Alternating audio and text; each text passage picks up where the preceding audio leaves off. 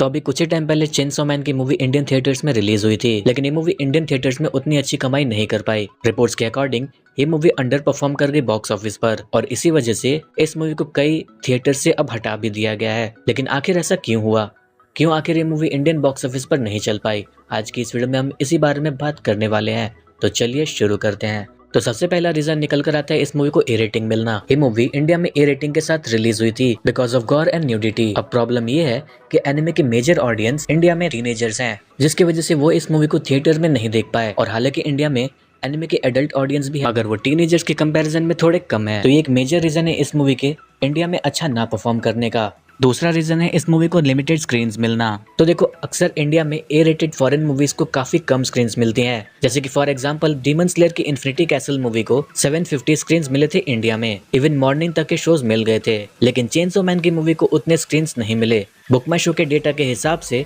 Infinity castle के लिए 7 लाख से ज्यादा लोग इंटरेस्टेड थे, जबकि चेनसॉ मैन की मूवी के लिए सिर्फ 69,000 लोग ही इंटरेस्टेड थे।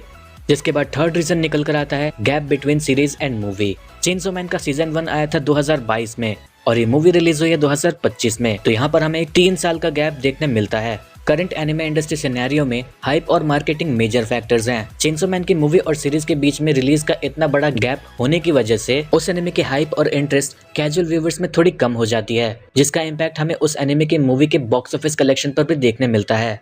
फिर हमारा नेक्स्ट रीजन निकल कर आता है इस मूवी की मार्केटिंग ना के बराबर होना। डीमन स्लेयर की जो इन्फिनिटी कैसल मूवी रिलीज हुई थी, उसके रिलीज होने के काफी टाइम पहले से ही ऑडियंस को पता था कि ये मूवी 12 सितंबर को इंडियन थिएटर्स में रिलीज होने वाली है। लेकिन वही चेनसॉ मैन के केस में ऐसा नहीं था।